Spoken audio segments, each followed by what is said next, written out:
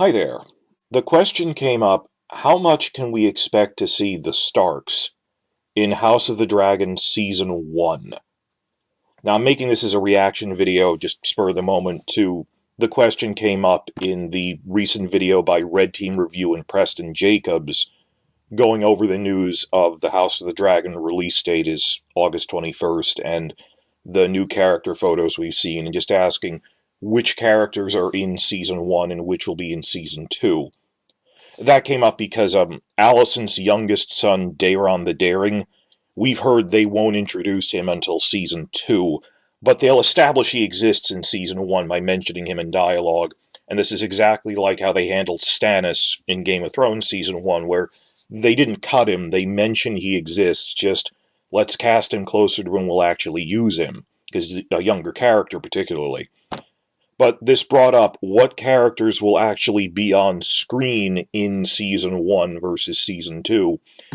And the thing I hadn't thought of that they brought up, which is a good point, is particularly for the casual audience that isn't familiar with the source material and the story of this, that a general audience would be expecting, well, where are the Starks and Lannisters in this? Who don't know where the story is going.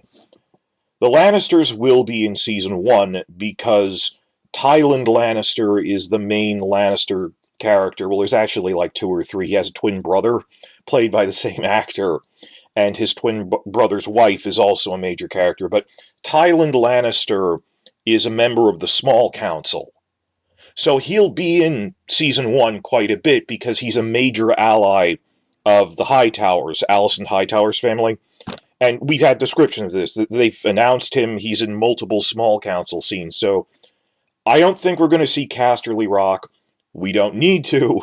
We didn't actually see Casterly Rock until very late in Game of Thrones. Even then it was brief. But, I think the first 4 seasons we didn't physically see their home castle. That doesn't mean we didn't see the Lannisters. The Lannisters are covered in this. Tywin Lannister is a major recurring character. But the Starks, who everyone thinks of as this is not about the Starks so much as it's about the Targaryens. The Starks and Lannisters are important in it, but in Game of Thrones terms, they're like the equivalent of a Stannis Baratheon or a Theon Greyjoy or a Marjorie Tyrell. That they're prominent secondary characters. But it's a civil war between two rival branches of House Targaryen. The Starks side with Rhaenyra, the Lannisters side with Alicent. Now, the rumor that we heard, which I'm pretty sure on, is that Season 1 will end with the first dragon versus dragon fight of the war. This is the first bloodshed of the war that really kicks it off, is the dance over Storm's End.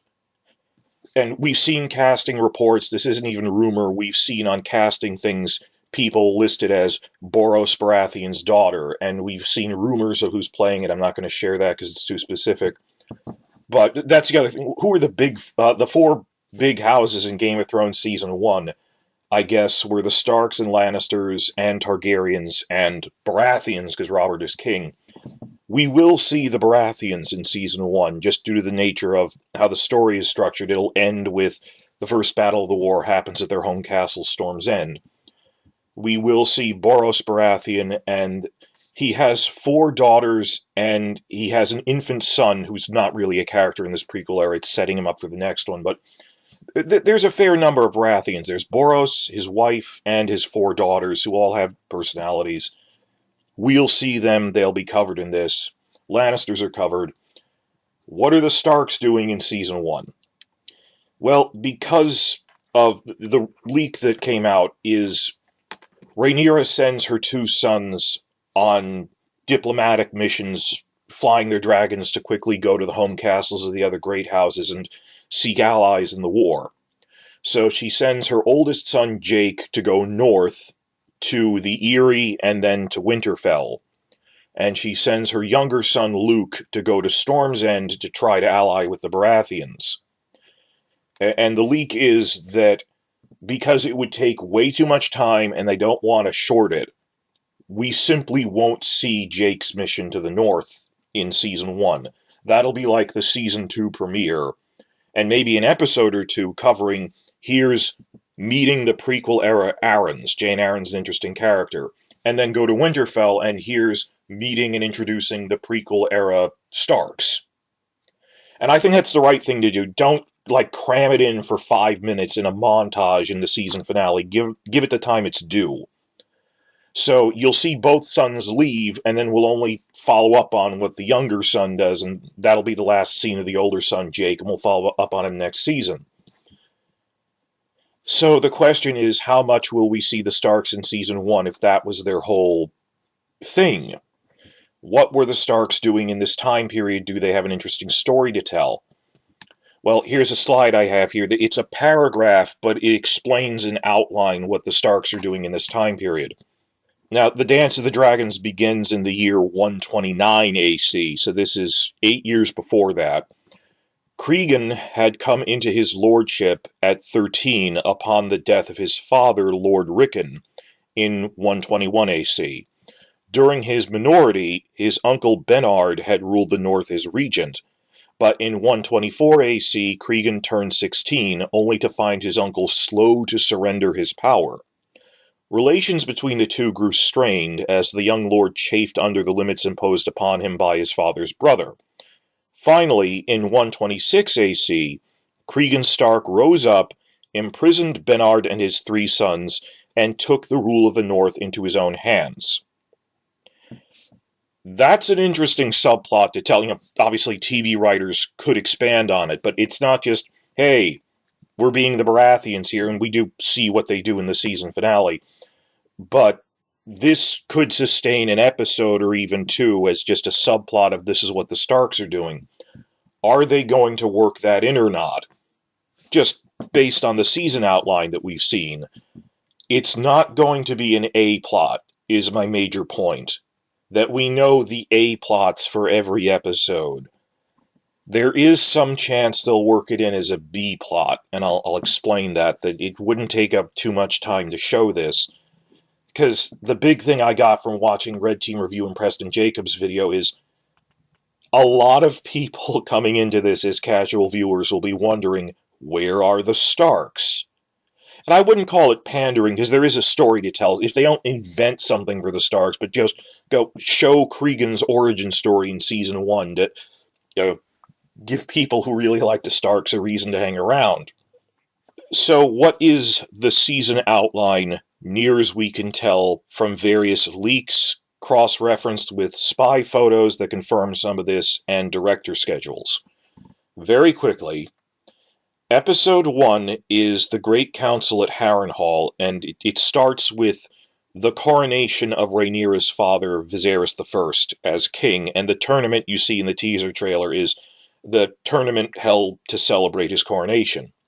Episode 1 will include the death of his first wife, Rhaenyra's mother, bringing up the succession crisis that I'm a young king, I only have one child who's a daughter, maybe I should remarry and have sons with someone else, and then the two rival factions between Rhaenyra and her stepmother and her half-siblings. But it'll end with Rhaenyra is declared, okay, Viserys decides, my younger brother Daemon, Matt Smith, is a maniac. I love him, but he probably shouldn't be king. It'll end with Viserys saying Rhaenyra should be the heir, which is a controversial decision. And there'll be this big scene in the throne room we've heard of all of the great lords of the realm swearing allegiance to Rhaenyra, swearing that we will honor that Rhaenyra is the rightful heir. And this is a plot point because years later some of them break their oaths, and it's, you broke your oath to Rhaenyra, and we all swore this, regardless of whether you think it's precedent or not.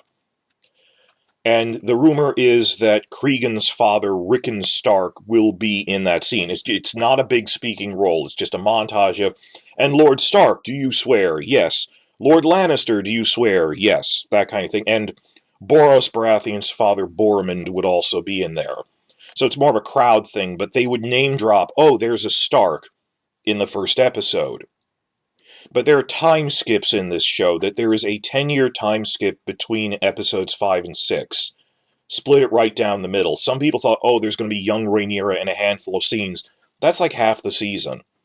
mean, if you've read the prequel novella it's based on, it's Season 1 covers the 30-year reign of Rhaenyra's father.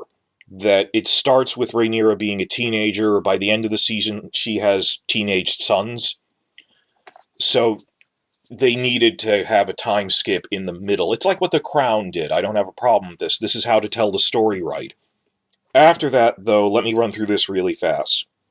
Episodes 2 and 3 were filmed as a block by one director, Greg Yaitanes.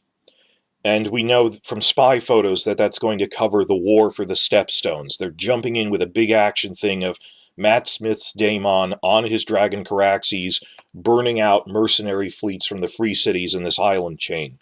So there's going to be the war for the Stepstones. And in the other episode of the two, there's going to be this big royal hunt scene. We know this from spy photos. We saw them in England at Aldershot. There were all of these royal tents, like a hunting camp. It's actually going to take up a lot of an episode. And I'm fuzzy on whether, because they were filmed by the same guy. Sometimes I'm not sure, well, is this spy photo from episode 2 or 3? It's the same director in both spy photos. I think that the Stepstones battle was the third one, the hunt is the first one, but it might be the other way around. And on top of that, when the same director does something, often they shift scenes between episodes. But generally, that's what's in episodes 2 and 3. Episodes 4 and 5 were also filmed as a block by director Claire Kilner. Episode 5, the entire episode is the big royal wedding between Rhaenyra and Laenor Velaryon, who is Rhaenys Targaryen is her father's first cousin, who many say should have been king ahead of him, but she was a woman, so she was passed over. Rhaenys Targaryen married Corlys Velaryon, and her son Laenor, a lot of people, including the Starks, say Laenor should be king, not Rhaenyra's father Viserys. So to solve that crisis, they go, well, I have a daughter, let's have a marriage alliance to reunite the two halves of our bloodline. So they force Rhaenyra and Laenor into a loveless political marriage that neither of them really wants. All of episode 5 is a giant royal wedding. A wedding without at least a few deaths will be a dull affair. But episode 4 will be the setup to that. The episode 4 will be introducing, here is Laenor, here is the courtship of Rhaenyra. We have various casting reports of they're going to have like a montage, I don't know montage, but a sequence of introducing various suitors to young Rhaenyra, all of whom get rejected. And this happens in the books. They go, she toured the joust circuit, the tournament circuit in the Riverlands and the Reach, being presented at parties and going, hey, here's another suitable bachelor, maybe you'll like him. And it didn't really work out with any of them. This is a good way to introduce different houses from across Westeros who will show up later. One casting announcement we actually got, we got it from a casting agency, is that some people point out they cast this new character not in the books, Brett Lannister. The reports say he is a speaking role, but he's a minor character. It's like a younger brother or younger cousin of the current Lord Lannister. And just in a group of, and here's the current Lord Tully, and here's Lord Rowan, and here's the younger first cousin of Lord Lannister, Brett, and just showing how Rhaenyra rejects them all. It's like a 5-minute role. It's not really changing that much. I don't have a problem with that. They mention Rhaenyra tours around. They consider marriage alliances. This is all in episode 4. And then they spend it setting up, well, look, the obvious choice to heal the political rift in the realm, which might turn into civil war, is have Rhaenyra forced into a loveless political alliance marriage to Laenor Velaryon. That's episode 4, and that sounds kind of thin. I'm not really sure how much of the episode is going to be all about that. I'll get back to this.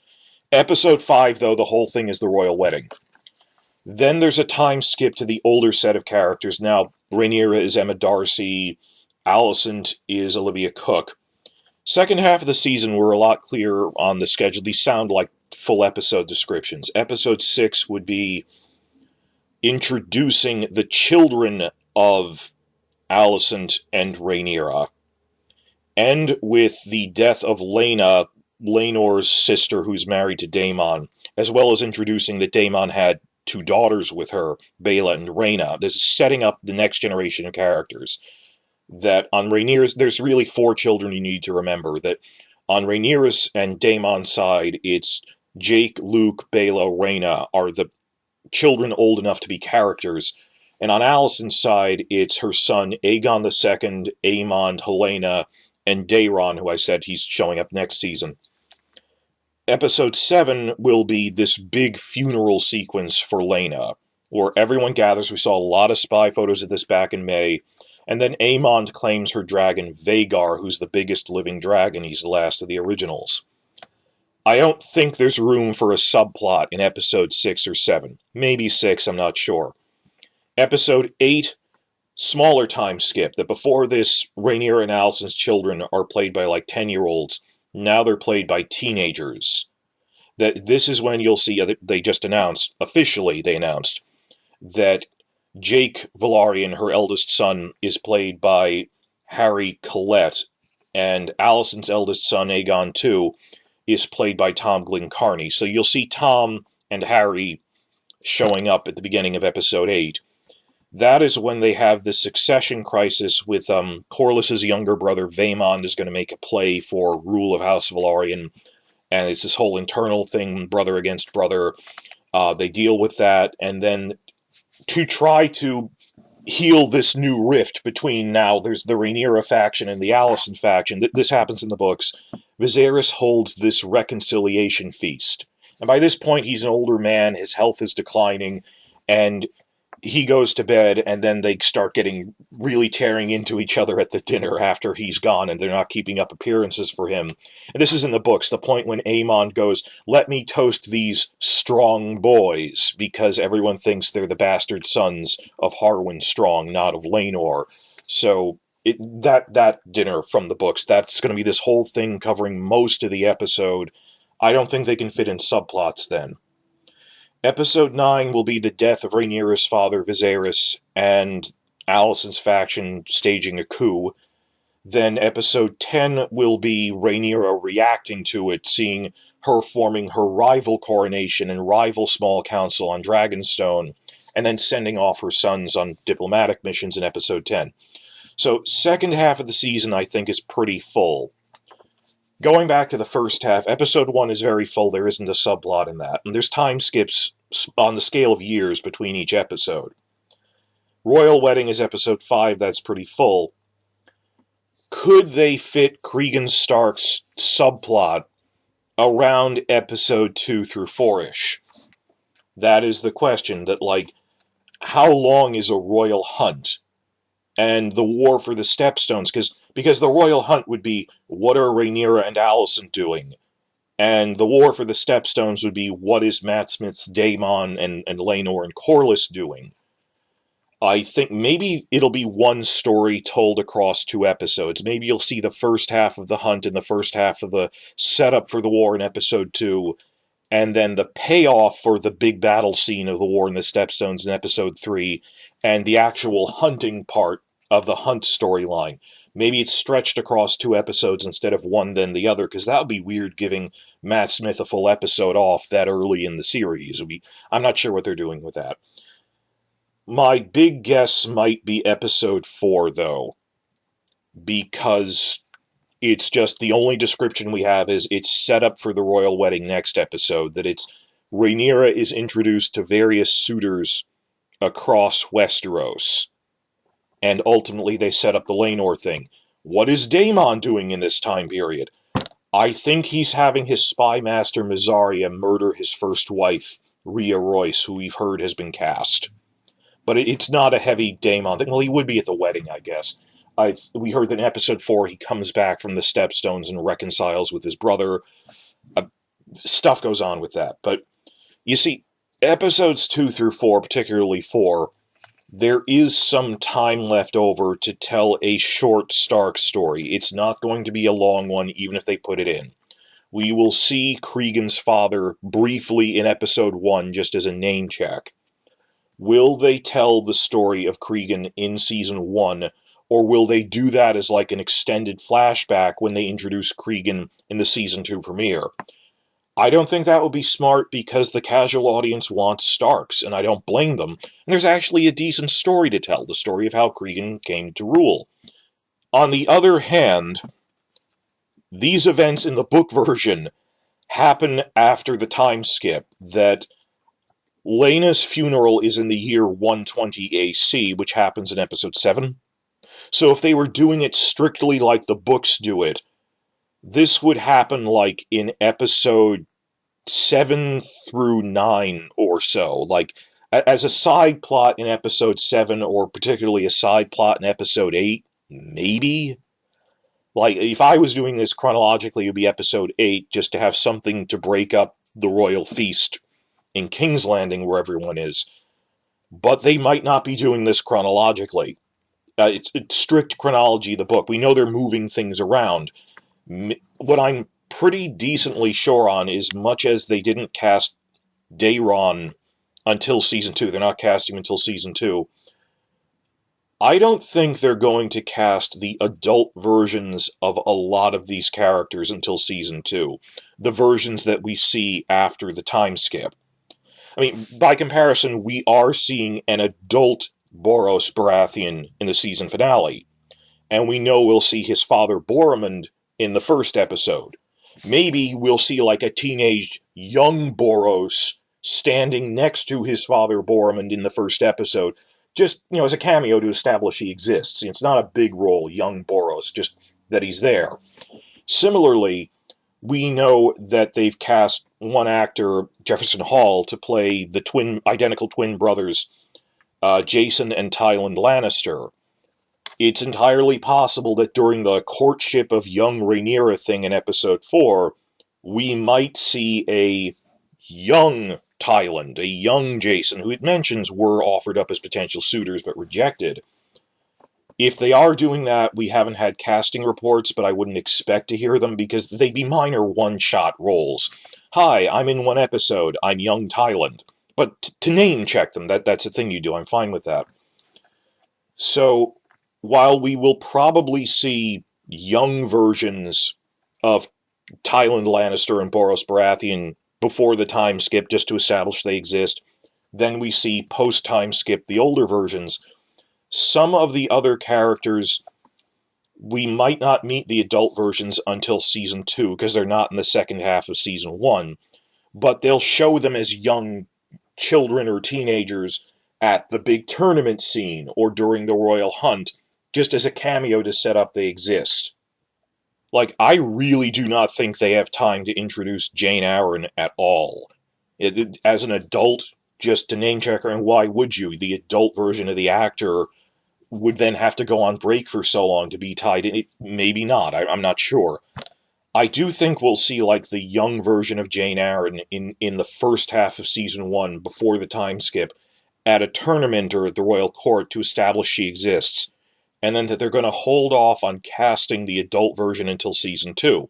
And similarly with Cregan, I don't think we'll see Cregan Stark after the time skip, due to the complications of casting someone for such a big role and then not giving them much to do in the second half. But I think they're going to cast adult Cregan closer to the season 2 premiere.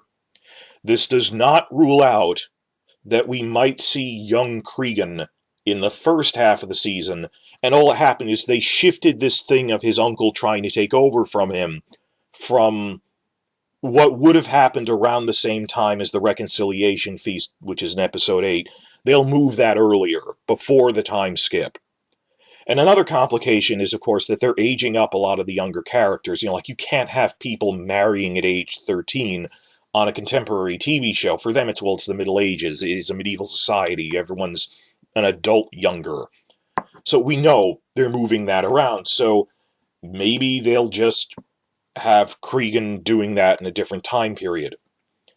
There are rumors that, and this is purely based on who's following who on social media, but this method has proven reliable before, we half suspect that young Cregan will be in season 1, played by Sebastian Croft, who played young Ned Stark in Game of Thrones. Not the 20-something Ned Stark, the child Ned Stark, when Bran is seeing visions of them as children at Winterfell. He was in a few episodes as young Ned. So people think the casting directors think he has the Stark look to him. It would be fun as like a cameo if they let him be in like 2 or 3 episodes as young Cregan. I don't think he'll be adult Cregan, because Cregan will be older than that. But this is all guesswork. The question is, where could they fit in this subplot with Cregan rising against his evil uncle who tried to usurp him? How long does the subplot need to be, and do they have the extra time? I'm telling you right now, it won't be an A-plot, and I suspect it would be in the first half of the season before the time skip is like a B-plot at some point. And it would need to be in the first half of the season if the whole goal is hook back general audience members who are going, I haven't read the source material. Hey, where are the Starks in this prequel era? You would need to get that in early, around episodes 2 through 4, quickly show it, and maybe a running subplot across those 3 episodes for like 2 minutes an episode. Hey, this is what the Starks are doing. To hook it, just from an out-of-universe perspective, that really, what Red Team Review and Preston Jacobs really got that point to me that I hadn't considered, that from an out-of-universe perspective, from marketing, maybe we should put the Stark story, which is from the books, early enough that it hooks returning viewers. That would be a good idea. I'm actually all for that. Just move it around. It's not connected to what's happening at the royal court, so you can move it earlier and it doesn't really affect anything.